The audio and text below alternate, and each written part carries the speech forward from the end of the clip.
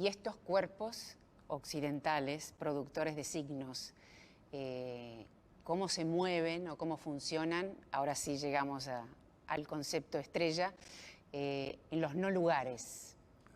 ¿Cómo andan, cómo circulan esos cuerpos? Alors les non-lieux, c'est tout un problème. Les non-lieux, d'abord, je vais essayer d'en donner une définition courte. Ce sont les espaces sur lesquels on ne peut pas lire de relations sociales immédiatement. Alors que le lieu traditionnel, c'est un lieu dans lequel, justement, tous ces corps se retrouvent et il y a des règles de résidence. On n'habite pas n'importe où, n'importe qui. On habite chez son père ou chez sa mère. Enfin, il y a des règles qui varient, mais qui sont toujours là.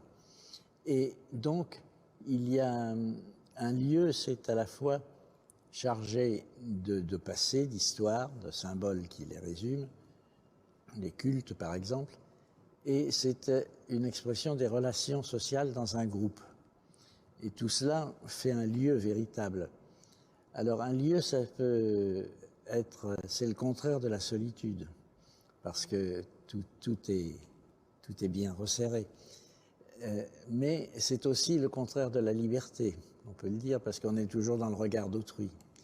Nous avons cela d'ailleurs quand nous parlons nous-mêmes de villages où chacun surveille l'autre, n'est-ce pas? Vous savez qu'au XIXe siècle, les jeunes gens en France, quand elles se partaient en ville, avec le sentiment de la liberté.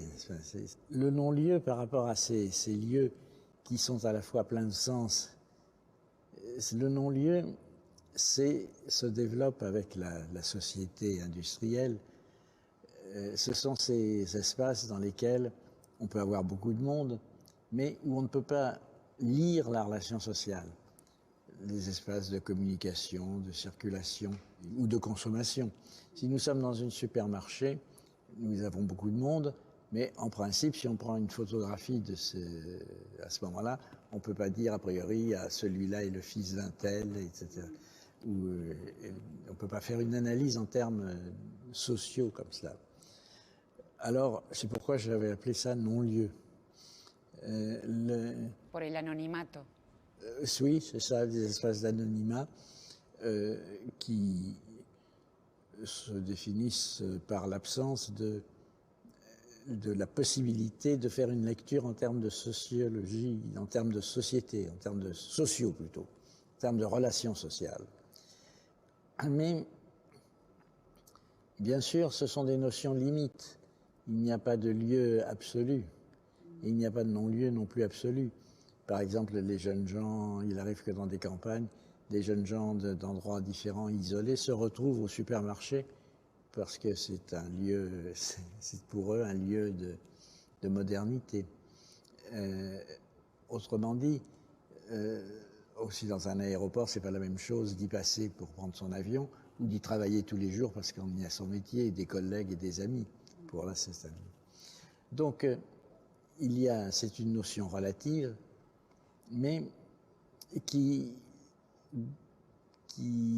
prend son sens par rapport à ce que nous vivons aujourd'hui, parce que ces espaces se multiplient, les transports se multiplient, la consommation aussi, et nous voyons bien apparaître de plus en plus de grands espaces commerciaux, de grands aéroports par exemple, et nous voyons aussi les espaces de la communication qui se développent.